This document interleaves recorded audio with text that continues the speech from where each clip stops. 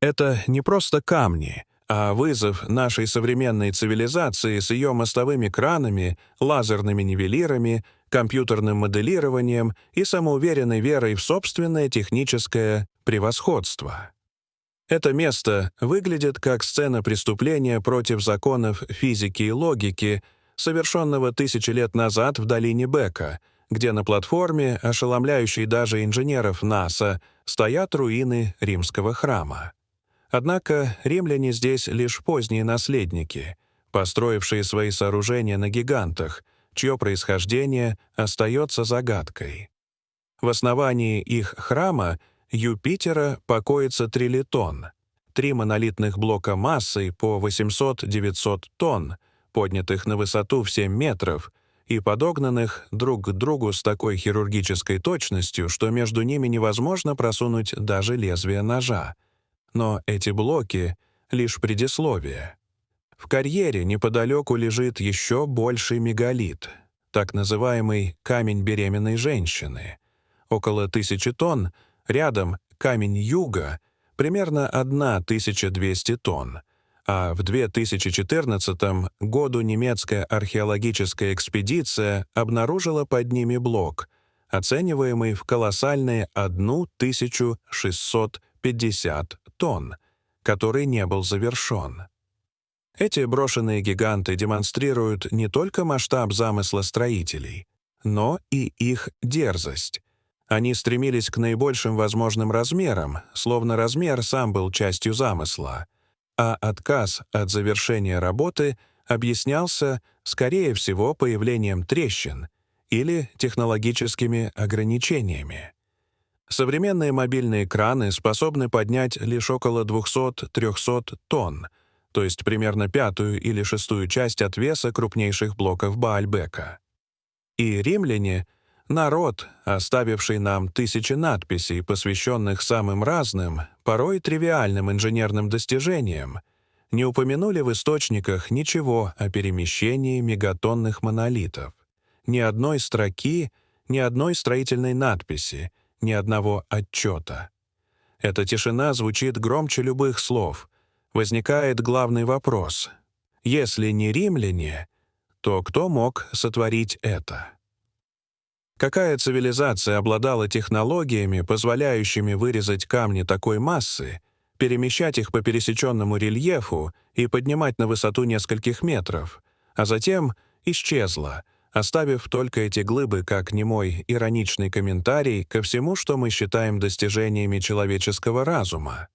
Чтобы разобраться, нужно взглянуть на Баальбек не глазами историка, а как криминалист на место преступления. Изучить улики, вес камней, метод их обработки, точность подгонки, расположение. Для понимания масштаба достаточно сравнить. Современный строительный блок весит около 20 килограммов. Средний блок пирамиды Хеопса — около 2,5 тонн. Самый тяжелый установленный блок в пирамиде — гранитная плита над камерой царя — около 80 тонн, что считалось пределом инженерных возможностей древних египтян. А в Баальбеке монолиты в 10 раз тяжелее, сложенные в подпорную стену, поднятую на высоту 7 метров. Чтобы установить такие блоки, нужно было вырезать их в карьере, находящемся почти в 1 километре от площадки, переместить по неровной местности и поднять. Все это без стали, без гидравлики, без двигателей и механизмов, доступных нам сегодня. В карьере сохранились незавершенные блоки, предоставляющие редкую возможность увидеть процесс добычи. Они показывают следы ровных параллельных канавок, напоминающих работу большого резца или пилы. Эти следы не похожи на грубые удары бронзовых или каменных инструментов. Это аккуратные, повторяющиеся линии, будто оставленные механизмом. Некоторые инженеры, такие как Кристофер Дан, считают, что такая поверхность может указывать на использование вибрационных или акустических технологий риски. Это звучит неортодоксально, но пока нет согласованного объяснения, как такие линии могли появиться традиционными методами. Теперь о транспортировке. Как перемещать мегалит весом в 1000 тонн? Теория о деревянных катках не выдерживает анализа. Любое дерево подверглось бы разрушению под такой нагрузкой, давление на точку опоры было бы огромным. Холмистая местность между карьером и храмом делает задачу еще сложнее. Гипотеза о каменных дорогах с бронзовыми шарами-подшипниками выглядит инженерно интересно, но археологических следов таких дорог не найдено. Версия о подъеме с помощью римских кранов обескураживает. Самый мощный римский кран мог поднять около 60 тонн. Даже если предположить коллективное использование десятков кранов, одновременная работа 90 кранов, синхронизированная с идеальной точностью, кажется невероятной. Пандус тоже гипотетически возможен, но объем Земли, необходимый для его сооружения, был бы сопоставим с объемом самой платформы, а ни следов этого пандуса, ни смещенных масс грунта не найдено. Далее — точность. Зазоры между блоками трилитона менее миллиметра, что выглядит вызывающе сложным, учитывая массу блоков и способ перемещения. Эта аккуратность больше напоминает высокоточную механическую обработку, чем работу с каменными монолитами примитивными инструментами. Именно поэтому Баальбек кажется аномалией.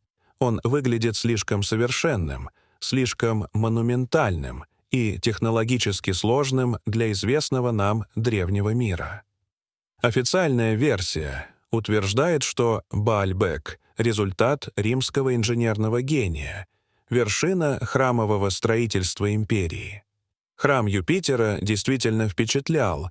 Его колонны высотой 20 метров и диаметром 2,5 метра были вырезаны из египетского гранита. Храм Бахуса сохранился почти полностью и демонстрирует мастерство римских архитекторов. Однако мегалитическая платформа под римскими храмами не вписывается в их стиль. Римляне были рациональными конструкторами, использовавшими бетон, известняк и блоки средних размеров, оптимизируя трудозатраты. Создание сотентонных блоков абсолютно не соответствует их подходу. Гелиополис, хотя и был богатым городом, не имел статуса, ради которого римляне стали бы возводить самый крупный храмовый комплекс всей империи именно здесь. И главное — полное отсутствие римских письменных следов строительства платформы. Римляне документировали все — мосты, дороги, акведуки, инженерные чудеса вроде моста Трояна через Дунай. Но о Баальбекском фундаменте нет ни одной надписи. Это молчание заставило многих исследователей предположить, что римляне лишь использовали уже существующую платформу, созданную более древней цивилизацией. В поисках возможных создателей археологи смотрят на финикийцев. Этот народ жил здесь за тысячи лет до римлян, и само название Баальбек, вероятно, связано с их богом Баалом. Под римским храмом действительно найден финикийский слой, но ни один финикийский объект не демонстрирует работу с мегалитами даже отдаленно сопоставимых размеров. Египтяне Нового Царства могли перемещать сотни тонн и строили монументы исключительного масштаба, но их стиль, символика, техника и письменная традиция не отражены в Баальбеке. Некоторым исследователям кажется, что Баальбек связан с глобальным мегалитическим наследием, Стоунхенджем, мальтийскими храмами, Пумапунку в Боливии, перуанскими террасами, конструкциями, которые невозможно объяснить простым набором примитивных инструментов. Они выдвигают гипотезу о существовании доисторической технологической цивилизации, погибшей около 12 тысяч лет назад, следы которой уцелели только в виде мегалитических сооружений. Это допущение смелое, но длинные ровные канавки на блоках, идеально круглые отверстия загадочного назначения, отсутствие подъемных боссов, ориентация платформы, которую некоторые связывают с положением звезд, актуальным 10-12 тысяч лет назад, а не в эпоху римлян, все это создает трудности для традиционных объяснений. Картина, которую дают эти улики, намекает на цивилизацию, высокоразвитую в геометрии, астрономии, работе с камнем и, возможно, физике. И если Баальбек действительно не вписывается в линейную модель прогресса, то, возможно, история человечества не была простой прямой, поднимающейся от примитивности к современности. Возможно, она была пунктирной, с периодами расцветов, о которых мы мало знаем, и катастрофами, уничтожавшими накопленные знания. Гёбекли-Тепе, построенный 12 тысяч лет назад охотниками-собирателями, подводные структуры Йонагуни, мегалиты Пумапунку — все это намекает на то, что наша модель прошлого может быть неполной. Баальбек становится не просто археологической загадкой, а зеркалом, в котором отражаются и наше высокомерие, и наша уверенность в собственной уникальности. Он заставляет задуматься. Если цивилизации, способные поднимать 1500-тонные блоки, могли исчезнуть, что гарантирует, что наша собственная не повторит их судьбу? И что еще скрыто под землей, под водой, под слоями времени? Какие знания, какие технологии, какие следы тех, кто жил до нас и, возможно, умел то, что нам кажется невозможным? История Баальбека остается вопросом без ответа, и каждое поколение, глядя на эти каменные гиганты, вынуждено задавать его заново. Дорогие зрители, что вы думаете об этой истории? Расскажите, пожалуйста, в комментариях. А если вам понравилось это видео, то ставьте лайк и подписывайтесь на наш канал. До свидания.